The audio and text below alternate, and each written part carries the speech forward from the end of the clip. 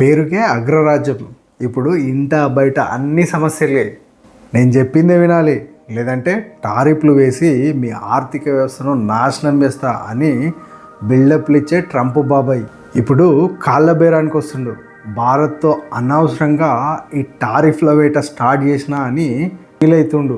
Russia నుంచి మొదలుకొని European యూనియన్తో free trade agreement దాకా ట్రంప్ మామ కళలో కూడా ఇప్పుడు భారత్ మరియు నరేంద్ర మోదీ గారు వస్తున్నారు. మరో 3 వారాల్లో ఇండియా మాతో ట్రేడ్ డీల్ చేసుకుంటుంది, లేదంటే వారికి చాలా నష్టం, భారత్ చాలా సమస్యలు ఫేస్ చేయాల్సి వస్తుంది అని ట్రంప్ రైట్ హ్యాండ్ అయిన హోవర్డ్ ల్యూట్నిక్. ఎవరు ఈ ల్యూట్నిక్ అంటే వైట్ హౌస్ కామర్స్ సెక్రటరీగా పనిచేస్తున్నాడు. ఈయన ఇండియాకి వార్నింగ్ ఇచ్చాడు. సరిగ్గా 3 వారాల తర్వాత భారత్ యూరోపియన్ యూనియన్తో FTA చేసుకుంది. గత 20 సంవత్సరాలుగా ముందుకెళ్ళని ఈ డీలు ఆ ల్యూట్నిక్ ఏదైతే వార్నింగ్ ఇచ్చాడో ఆ వార్నింగ్ తర్వాత సో ఈ డీల్ పూర్తయింది. యూరోపియన్ యూనియన్ తో the mother of all deals అనే పేరుతో ప్రపంచంలోనే అతిపెద్ద FTA అగ్రిమెంట్ జరిగింది. అదే ఫ్రీ ట్రేడ్ అగ్రిమెంట్ జరిగింది. దెబ్బ అదురుసు కదా అమెరికాకు. సో ఇక్కడే ట్రంప్కు భారత్ మీద కోపంతో పాటు ద్వేషం కూడా పెరిగింది. కానీ గత్యంతరం లేదు, ఎందుకంటే ప్రపంచంలోనే అతిపెద్ద బిజినెస్ మార్కెట్ అయిన భారత్ని వదిలి అమెరికా ముందుకెళ్లే గత్యంతరం లేదు. భారత్తో తెగదెంపులు చేసుకుంటే అమెరికాకి ఇంకొన్ని చిక్కులు ఎక్కడి నుంచి వస్తాయి, చైనా నుంచి వస్తాయి. కాబట్టి తప్పనిసరి భారత్ తోటే అమెరికా ఉండాల్సిన పరిస్థితి. అందుకే యూరోపియన్ యూనియన్తో భారత్ FTA డీల్ కుదుర్చుకుందో లేదో మన ఫైర్ బ్రాండ్ అయిన ఫారిన్ మినిస్టరు ఎస్ జయశంకర్ గారిని కలవడానికి అమెరికా వైట్ హౌస్ మొత్తం కదిలొచ్చింది. Mike Rogers, Jimmy Tone, Adam Smith ఇలా వైట్ హౌస్లో ఉన్న ప్రముఖులందరూ భారత్కి వచ్చారు, మన జయశంకర్ గారితో భేటీ అయ్యారు. సో ఇది ఆశ్చర్యం కదా. ఎప్పుడు విదేశాలన్నీ అమెరికాతో కాళ్ళబేరానికి వస్తాయి, ఆ దేశ అధ్యక్షుడిని ప్రసన్నం చేసుకుందాం అనుకుంటాయి. కానీ ఇప్పుడున్న భారత్ అది కాదు. ఈ భారత్ వేరు. కాబట్టే వైట్ హౌస్లో ఉన్న ఇంపార్టెంట్ పర్సన్స్ అందరు ఇప్పుడు న్యూఢిల్లీలో ఉన్నారు. అంటే మీకు ఒక డౌట్ రావచ్చు, భారత్ ట్రంప్ను ఎందుకు గడ్డిపోచలాగా తీసేస్తుంది అనే డౌట్ రావచ్చు. దానికి రీజన్ ఉంది. ఆసియాలో స్ట్రాటజిక్ పార్ట్నర్గా భారత్ ఉండడం అమెరికాకు చాలా ఇంపార్టెంట్ అయిన విషయం. ఎందుకంటే చైనాతో అమెరికా ట్రేడ్ డీల్లో ముందుండాలంటే అమెరికా భారత్తో కలిసి ఉండాలి. ఎప్పుడైతే అమెరికా భారత్తో విడిపోతుందో అప్పుడు చైనాతో అమెరికా ట్రేడ్ డీల్లో ముందుండదు, అమెరికా వెనుకబడిపోతుంది. కాబట్టి అమెరికా తప్పనిసరి భారత్తో ట్రేడ్ చేసుకోవాల్సిందే. కాబట్టి మనం ట్రంప్కు భయపడే అవసరం అస్సలు లేదు, ఎందుకంటే వాళ్ళు తప్పనిసరి మన కాళ్ళ బేరానికి వస్తారు. సో ఇప్పటికే మనకు యూరోపియన్ యూనియన్తో ట్రేడ్ డీల్ ఫైనల్ స్టేజ్కి వచ్చేసింది. కాబట్టి ఎలాగైనా ఆ యూరోపియన్ యూనియన్ని మళ్ళీ తన వైపు తిప్పుకోవడానికి ట్రంప్ చాలా సీరియస్గా ట్రై చేస్తున్నాడు. కానీ యూరోపియన్ యూనియన్ ప్రెసిడెంట్ అయిన ఉర్సులా వన్ డెర్ లేయన్ మరియు ఆంటోనియో కోస్టా భారత ప్రధాని నరేంద్ర మోదీ గారితో భేటీ అయ్యి మన గణతంత్ర దినోత్సవ వేడుకల్లో పాల్గొన్నారు. తర్వాత FTA పై 2 దేశాల ప్రతినిధులు సైన్ చేశారు. సో ఈ డీల్ కుదిరిన వెంటనే వైట్ హౌస్లోని ఆ ముఖ్య బృందం ఏదైతే ఉందో భారత్లో వాలిపోయింది. భారత్లోని మార్కెట్పై పట్టును కోల్పోతే అమెరికాకు చైనా, రష్యాలు చుక్కలు చూపిస్తాయి.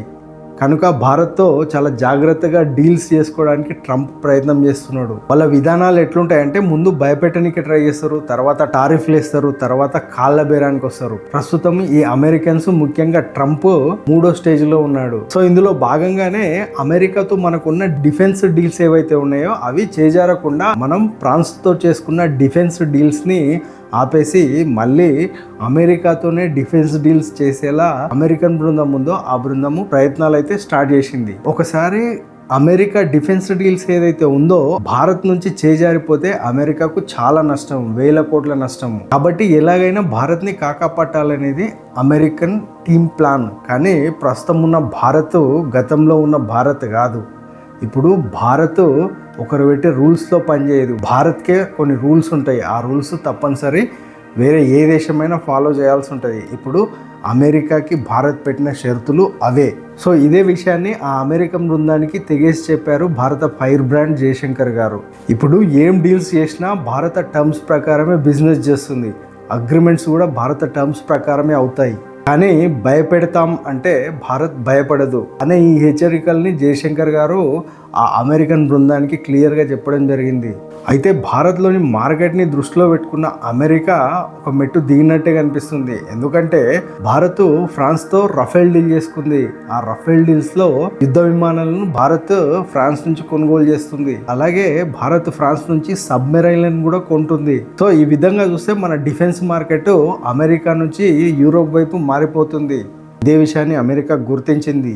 సో ప్రపంచానికి ఆయుధాలు అమ్మే అమెరికాకు ఈ విషయం అస్సలు నచ్చడం లేదు. అందుకే అమెరికన్ డిఫెన్స్ చైర్ ఎవరైతే ఉన్నారో మైక్ రోజర్స్ మన ఫారిన్ మినిస్టర్ జయశంకర్ గారితో భేటీ అవ్వడం జరిగింది. సో ఈ మీటింగ్లో అమెరికన్ బృందం జయశంకర్ గారితో మాట్లాడింది ఏంటంటే అడ్వాన్స్ ఆయుధాలు భారత్కి ఇస్తాం, అలాగే డిఫెన్స్కి సంబంధించిన టెక్నాలజీని కూడా భారత్కి అందిస్తామని చెప్పేసి వాళ్ళు కాళ్ళ బేరానికి రావడం జరుగుతుంది.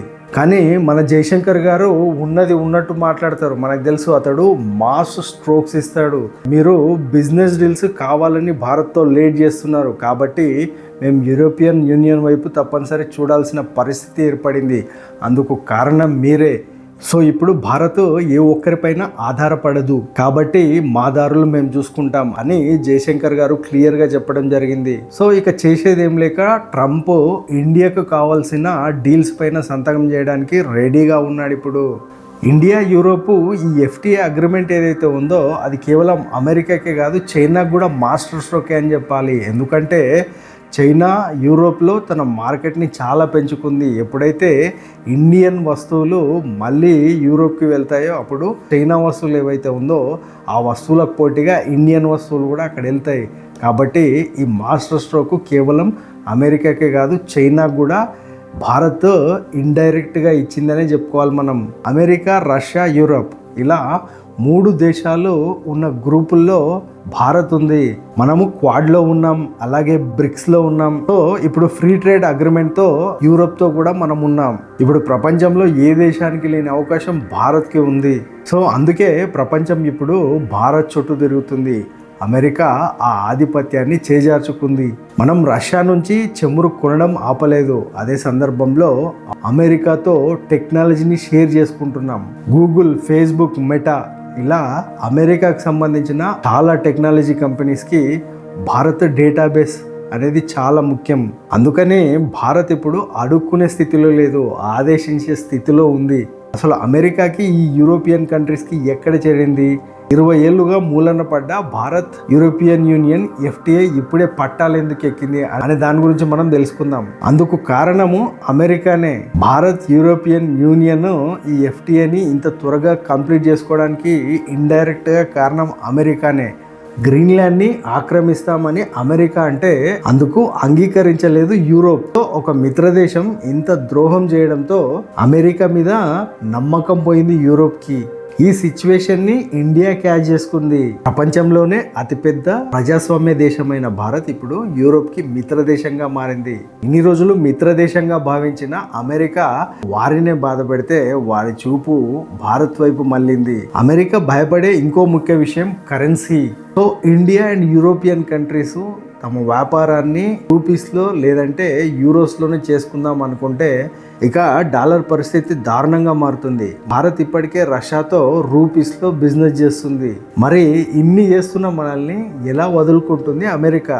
తప్పకుండా వారికి మన అవసరం ఉంది. అందుకే వైట్ హౌస్ నుంచి గ్రూపుని దింపి మరి మన జయశంకర్ గారి గడ్డం పట్టుకొని మరి బతిమాలుకుంటున్నారు. ఫ్రాన్స్ నుంచి మనం రఫేల్ యుద్ధ విమానాలను కొనుక్కుంటున్నాం. కేవలం విమానాలు కొనడం వరకే పరిమితం కాలేదు. సో ఫ్రాన్స్ మనకి ఆ యుద్ధ విమానాలను సోర్స్ కోడ్ ఏదైతే ఉందో ఆ సోర్స్ కోడ్ కూడా ఇవ్వడానికి సిద్ధంగా ఉంది అని చెప్పింది. సో ఫ్యూచర్లో మనము ఆ యుద్ధ విమానాలకి ఎటువంటి మిసైల్స్ అమర్చుకోవాలన్నా చాలా ఈజీగా అమర్చుకోవచ్చు.